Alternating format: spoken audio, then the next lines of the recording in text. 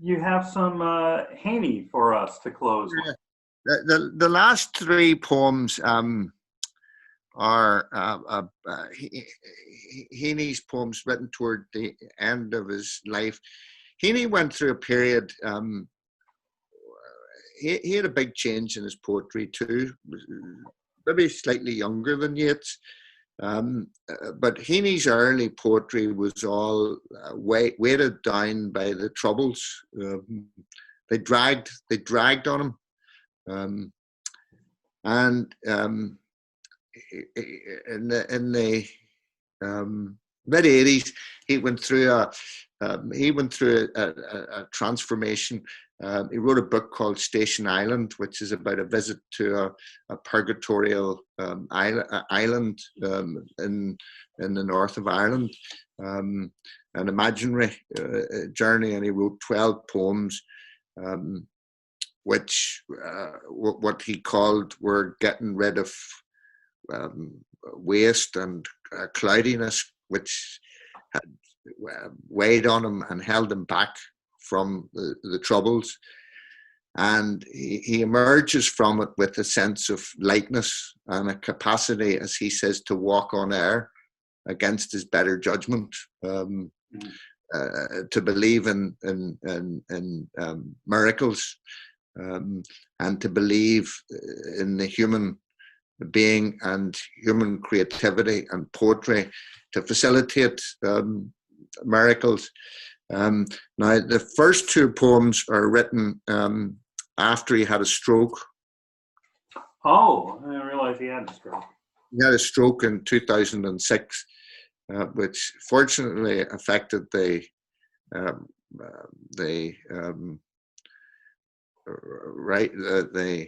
right side of his brain and left his linguistic function pretty much intact. So he still had the same genius as a writer. And the first poem that I'm going to read, the three poems are really, I think, what they call out to me, what they invoke in me, is an attitude of gratitude about how crisis calls on us to remember how lucky we are and what we still have. And I think all three of these poems have that as something which holds them together. Is the last book of poems he wrote after his stroke was called The Human Chain, and he said that miracle, the first poem, is a very central part of it. After he had his stroke, he was carried down the steps by a couple of poets that he knew, and so the poem starts out with a reflection on that particular moment, and I'll read the three of them. The second poem is Human Chain, and the last poem is Nonce Words. Miracle. Not the one who takes up his bed and walks, but the ones who have known him all along and carry him in. Their shoulders numb, the ache and stoop deep locked in their backs, the stretcher handles slippery with sweat, and no let up until he's strapped on tight, made tiltable, and raised to the tiled roof, then lowered for healing.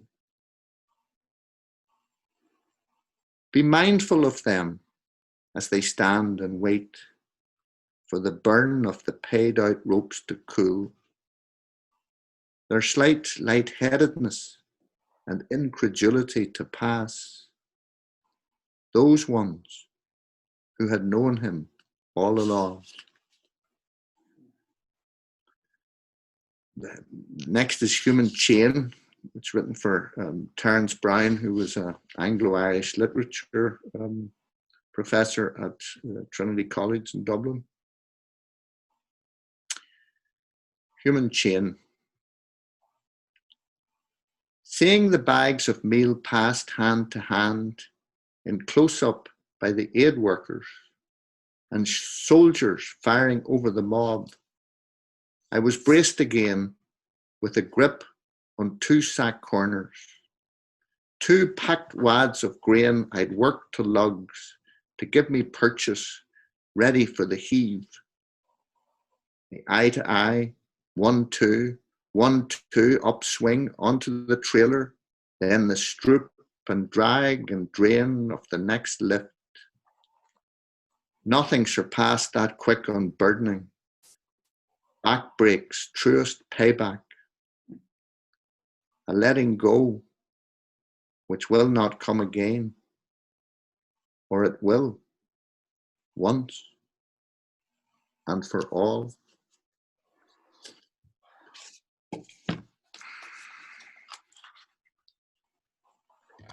Nonce Words is a poem where you can imagine ourselves seated next to him as he's driving back from Sligo or Donegal to Dublin, down through the centre of Ireland, probably in the morning. It's in or around solstice time, winter solstice, when the day reaches its shortest time. And he mistakes a road sign and finds himself driving to a little town called Derrylin, which means the grove of the blackbirds, and he turns back east. Nonce words. Nonce means words which are coined to describe a one-off situation. They're neologisms, new words which one invents to describe a singular experience that language has no word for. Nonce words. The road taken to bypass Cavan took me west, a sign mistaken. So at Derrylin, I turned east. Sun on ice, white floss on reed and bush, the bridge iron cast in an advent silence, I drove across. Then pulled in, parked, and sat breathing mist on the windscreen. Requiescat. I got out, well hopped up, stood at the frozen shore, gazing at rhymed horizon. My first stop like this in years. I blessed myself in the name of the nonce and happenstance, the who knows and what next, and so be it.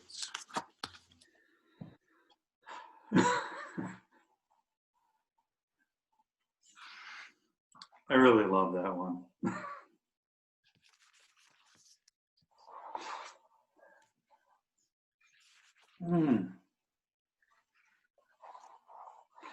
So, yeah, as I say, Miracle is a very appropriate poem for the, I think, for the current moment, where we don't have a cure, you know.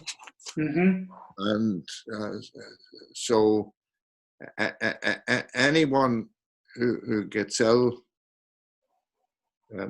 their hands are in the hands of those who don't necessarily work these cure by blessing, but by lifting and by sweat and by backbreak. Oh, right. So you see a lot of that in these celebrations of healthcare staff. But I think the poem is also his gratitude. The whole book, The Human Chain, is about his gratitude to all that has come before, his parents, his ancestors, the poets from his past that he has taken from. The whole book is an expression that the miracles that he has created through these poems, he has done it with a vast amount of help from humanity. that which has always been there before, those that have always been around. And so he's very much linking up his poetry with the gifts from others, even though it's a solitary experience. He said in a commitment address that he gave to University of North Carolina, that it is through our solitudes we are linked together. That it's when we're solitary and when we can experience through inward looking the humanity of all, that we become capable of being linked. So that poem, I think, speaks to that linkage between people, between the past, the people around them. The idea of the miracle through the tiled roof, he had referred to in an earlier poem called Skylight, where he had gone away on vacation. He used to write all his poems up in this hutched. They had a cottage, and he went up to the roof of it, and it was all enclosed. And when he was gone on vacation, or when he was in America, his wife put a skylight. And he said he was initially like quite upset, but he soon came to realize that was part. It let the light in, and that was very metaphorical for him.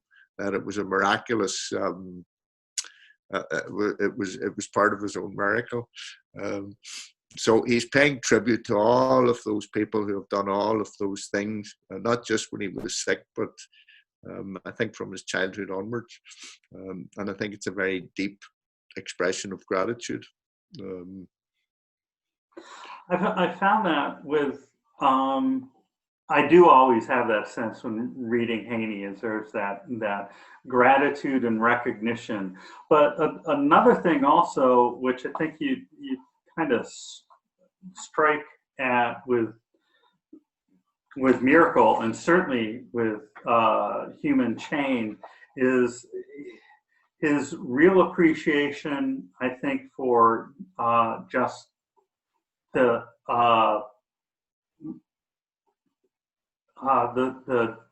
non-poet, the people who, in Miracle, these are the people who, raise someone up, shoulders numb, etc., but they're doing the work. Yep. And certainly in Human Chain, I mean, he's just part of that work, from one to another, heave the bag onto the truck, that quick unburdening, back breaks truest payback. And in a way I find the poem Human Chain to be the most obvious and concrete rendering of that human chain that we really all do depend on. Yep. Absolutely, and how interconnected we are. And I think, this disease, shows the dark side of that, the people passing a disease from one to another. It shows the interconnectedness of people. I think there's a thing called 5 degrees of Kevin Bacon or something, which 6 degrees. 6 degrees of Kevin Bacon, yes. Where, everybody is connected through 5 other people, and so we're all very closely linked, for better, for worse, whether it's backbreak or and I think the other thing which that poem speaks to is, what's going on at the moment with response to this disease. as to whether it's separate or whether it's together, whether we're, the disease is certainly not showing any geographic boundaries or political boundaries. No. The disease is pretty indiscriminate, but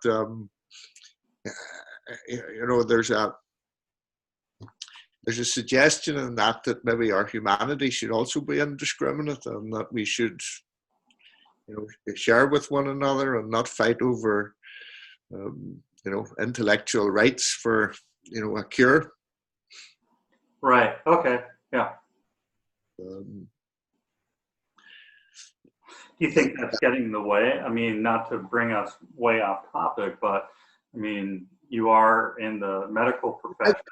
I would have a different view of it, but I just think within that poem, there's a definite sense of sharing the load, and that moving from one person to another is how you get. I mean, it's a very old farming image about how meal was moved and then how it was used to distribute food to the poor, and which is the image used in the poem.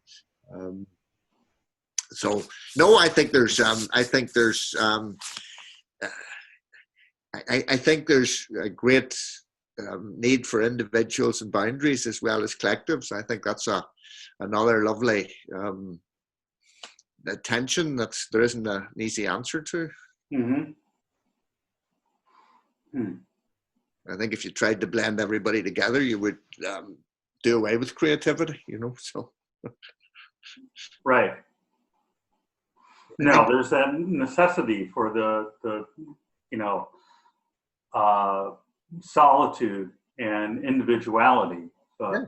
And the same with countries. There's a necessity to, to define oneself. That solitude is a definition of, and whether you do that in a family, in a person, so you get different ripples going out from it,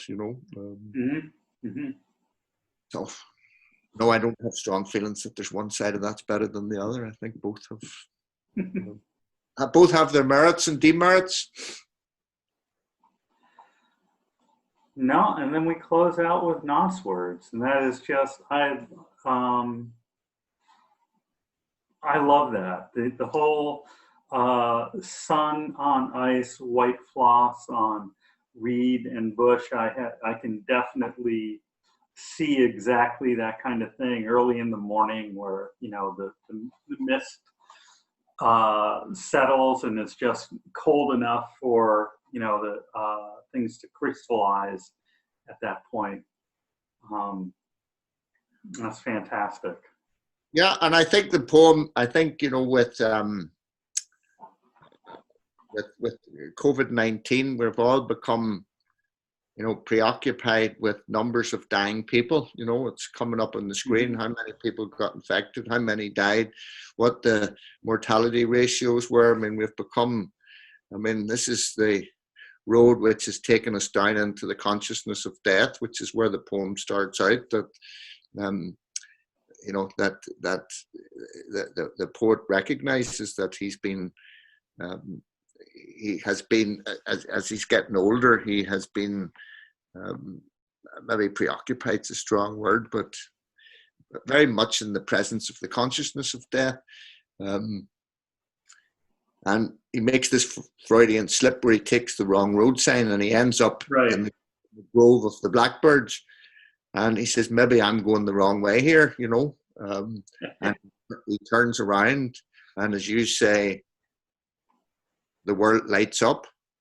Mm-hmm. And can we do that? Can we take our preoccupation? Because this is the turning point where we need to do it. We've been locked up. Each of us are getting in our own way and looking every day at the death rates. When I call home, they're telling me how many people have died, and I call home in Ireland. They ask me how many have died here and what the death rates are, and it's all we're all disease and death. And can we turn around and see the bridge? And he turns east too, into the rising sun. Into the rising sun. Yeah. Now, there is a word here, if for those who are following in a book or something. requiescat. Can you explain that? It means rest in peace. It's what's written on tombstones. So that's the R.I.P. R.I.P. Yep. I got out well hacked up.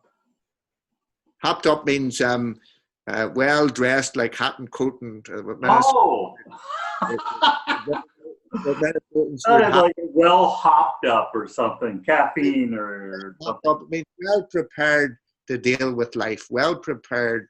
I am ready to take this on. Well prepared to deal with life.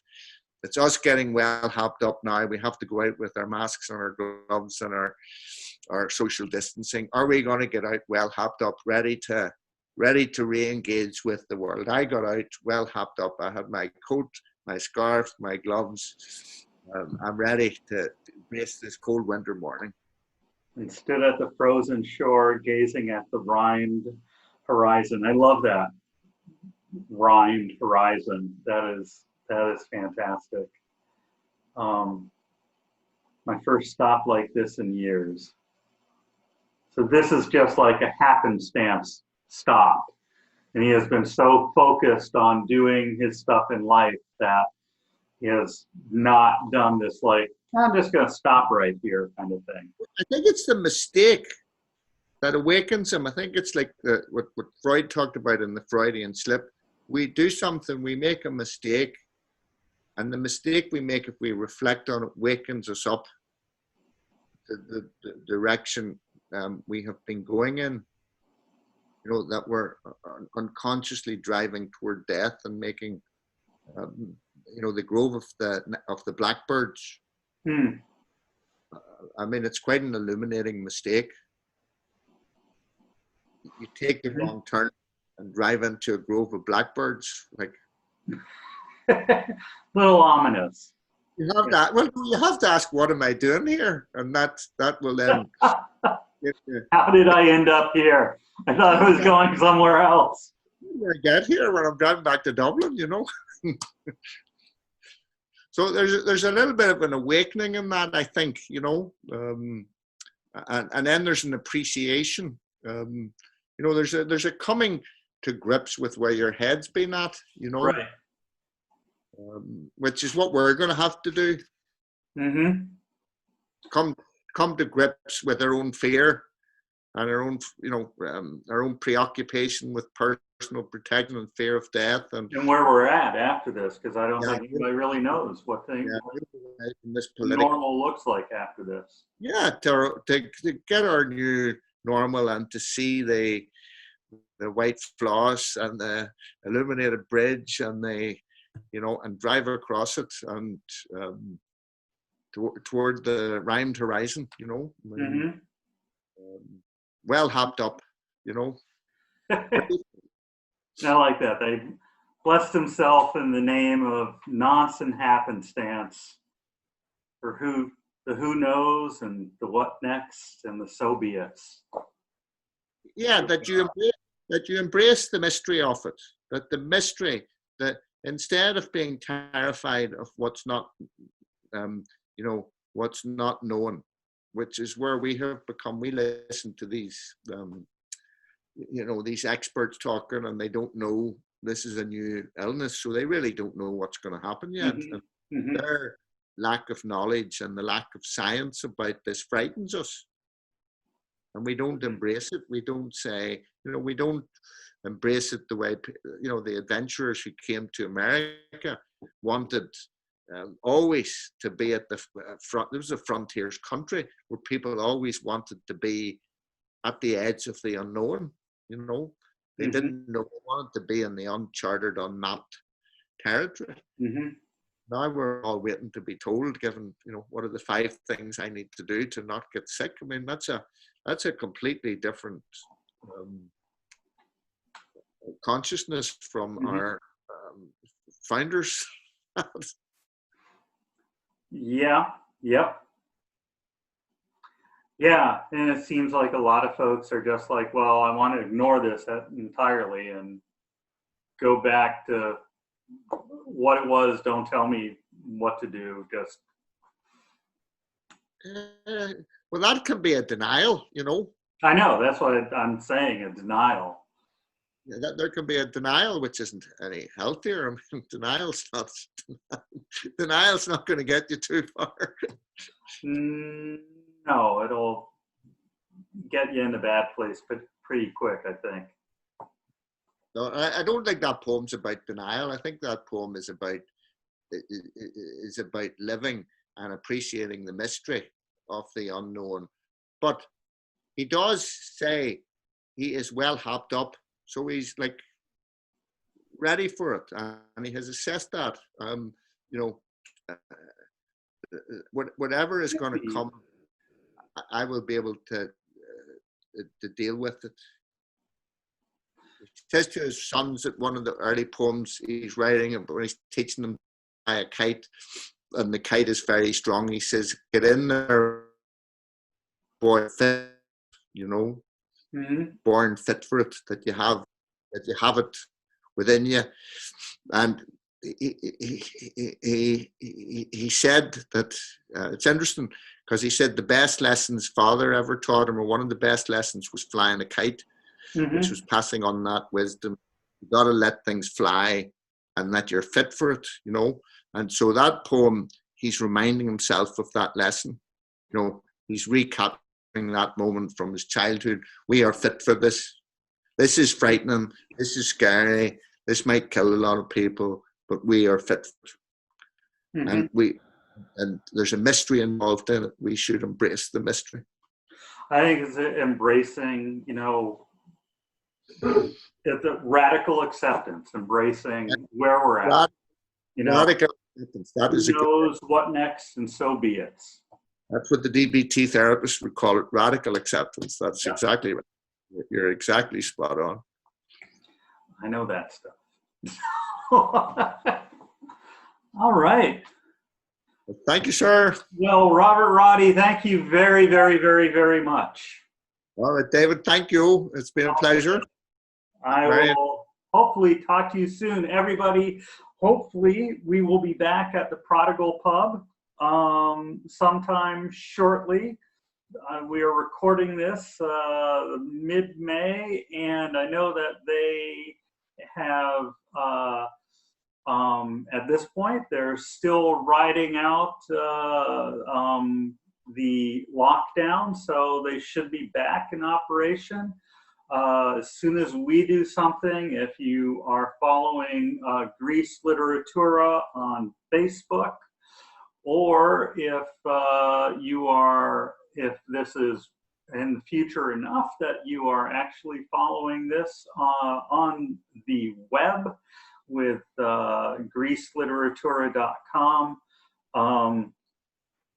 you will be made aware of, especially if you sign up for our mailing list, you will be made aware of when we are finally back there, and all of our other stuff. And if we post any more YouTube videos and stuff like that, you will know, and we will see you then.